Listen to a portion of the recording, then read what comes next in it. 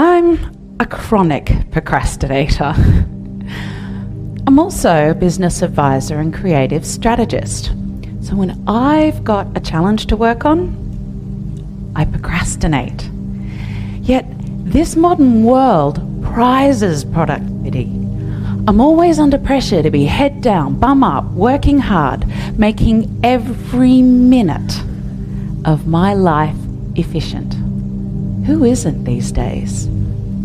So that means I have spent most of my life suffering procrastinators' guilt.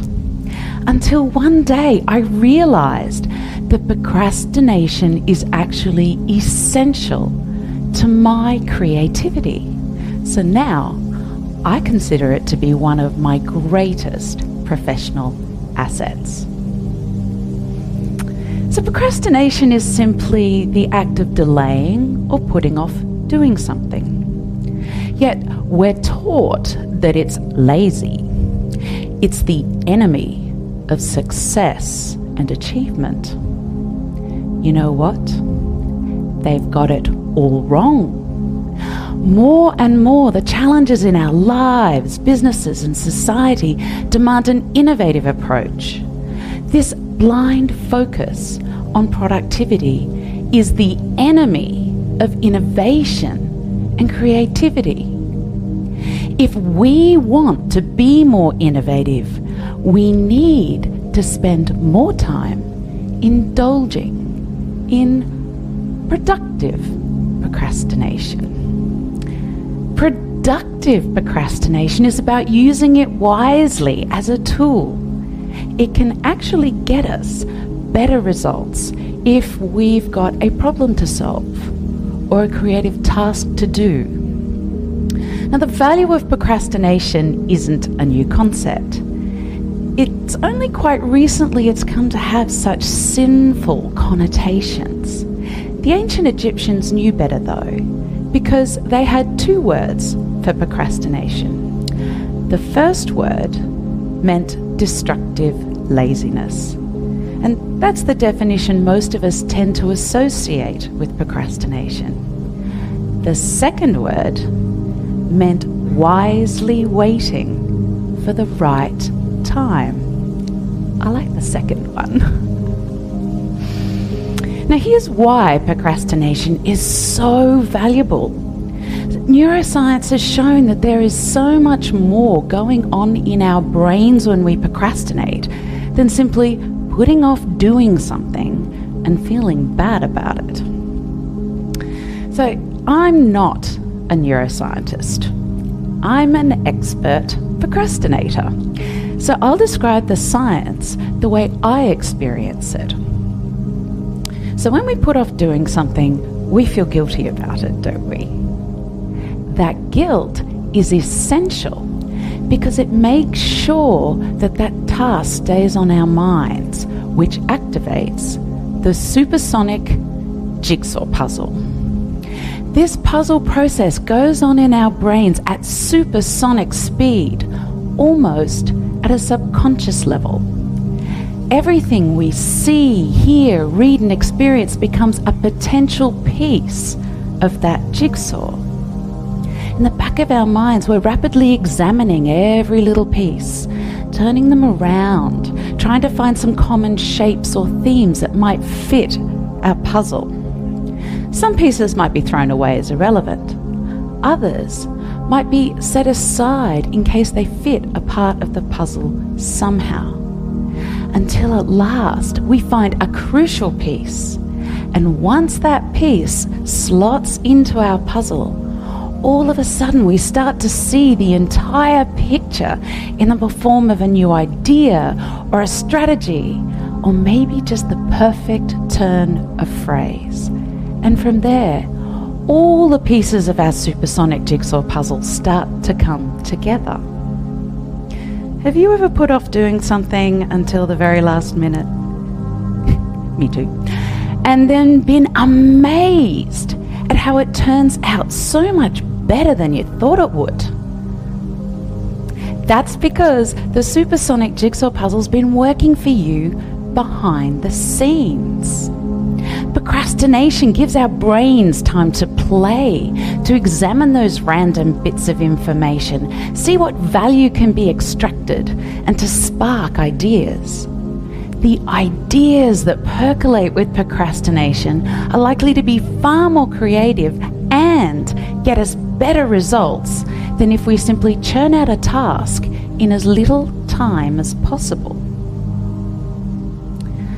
I've recently come to realize that there are two types of procrastinators. There's the accidental procrastinators and there's the deliberate procrastinators. Accidental procrastinators can still come up with incredibly creative solutions or masterful works of art. Take Leonardo da Vinci for an example. He was a creative genius and a legendary accidental procrastinator. He drove his patrons nuts. They would commission an artwork from him and expect it in maybe 6 to 7 months and be lucky to get it 25 years later. So when he started painting the Mona Lisa, he dabbed around the paint for a little while, and then Da Vinci just set it aside to procrastinate for many, many years before he ever returned to complete it. In the meantime, though, he explored other things like playing with light, studying anatomy and physics. All this information helped him build his ideas for the Mona Lisa. So that makes me wonder, would it have been a masterpiece if he'd simply knocked it out in a few short months? Now let's look at Thomas Edison. He was an American businessman. He was also a prolific inventor who held over 1,000 patents. And most importantly, he was a deliberate procrastinator. So when Edison was looking for new ideas or he had a problem to solve, he'd settle into his chair for a cat nap with a twist. He'd nap holding metal ball bearings in each hand.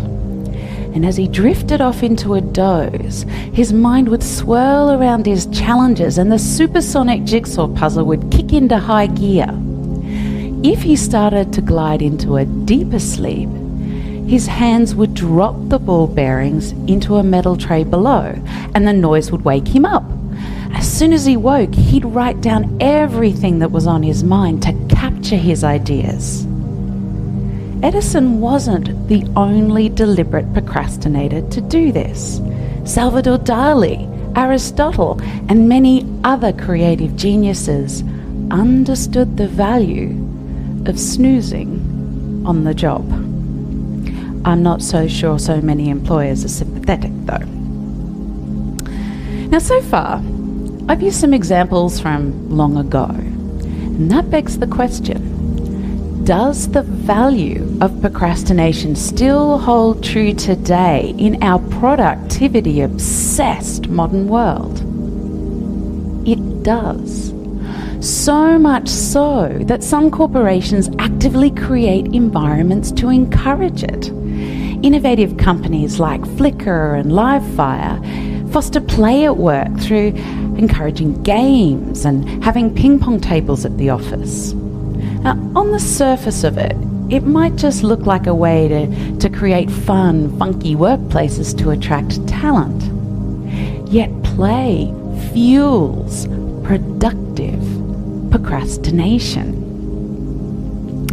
Pixar's created my all-time favorite strategy to promote a little procrastination and boost creativity at work. It's all about the toilets. They're deliberately located away from work areas to encourage longer, not shorter toilet breaks. So as people make that long journey to the loo, they enjoy some time out away from their tasks. They bump into other people from across the company who provide new pieces for their jigsaws through conversation. And then they end their journey with some solitary time to think. On the throne.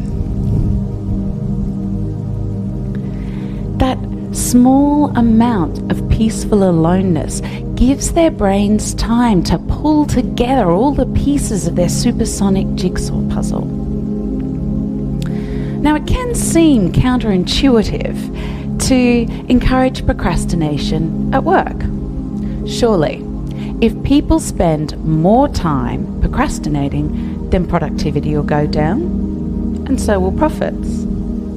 Yet research is showing us the opposite is true. Adam Grant, who's an organisational psychologist at Wharton, worked with his colleagues to study pizza chains. They found the most profitable stores were led by procrastinators. Exactly. Now, another study in India that looked at over 200 companies found similar results. Yet, how could procrastinators possibly achieve better business results than the more efficient, non-time wasting executives? It's simple. Their productive procrastination enabled them to be more flexible, innovative and agile than staying fixed on a more conservative, linear path. So how can the rest of us feel a little less sinful when we procrastinate and provoke a little more creativity in our lives? Well, neuroscience is giving us a couple of clues about what we can do to activate that supersonic jigsaw puzzle. The first thing we need to do is put off procrastinating for a little while. So we need to procrastinate the procrastination just long enough to make a small start on the task. That might be as simple as getting clear about what we need to do, or just jotting down our first few ideas. This gets our brain engaged with the challenge, so the supersonic jigsaw puzzle can come out to play. We don't want to do too much on it before we stop to procrastinate, though. Otherwise, we risk becoming too committed to our first ideas. That then can close our mind to more innovative solutions, and that could be tragic. What if we missed a far more creative solution that had the potential to completely change our world? The second thing we need to do is distract ourselves. Neuroscientists have shown that we need to procrastinate with things that are just a little distracting, not too distracting. If we procrastinate with something that engages our full attention, then the puzzle session stalls. So we need to procrastinate with things that leaves a little bit of space free in our brains to play with the supersonic jigsaw puzzle. Things like watching TED Talks, cleaning, or even playing solitaire on the computer, a personal favourite, are fantastic strategies for procrastination. The third thing we need, and possibly the most critical thing, are firm deadlines. And we all know from bitter experience, don't we, that if we procrastinate without limits, we never achieve anything. So we need those firm deadlines to get our supersonic jigsaw puzzles focused on pulling the pieces together. So if you are someone that has struggled with procrastination, here's the good news. You can stop repressing it now. Instead, be more deliberate and indulge in some productive procrastination. There are so many challenges in our world, some of which we humans have struggled with throughout the ages. They are not going to be solved using conventional strategies. We need to unleash our creativity and find new effective ways to break through those barriers if we want to change our world for the better. To innovate for the future, we all need to learn how to procrastinate our way to creative genius.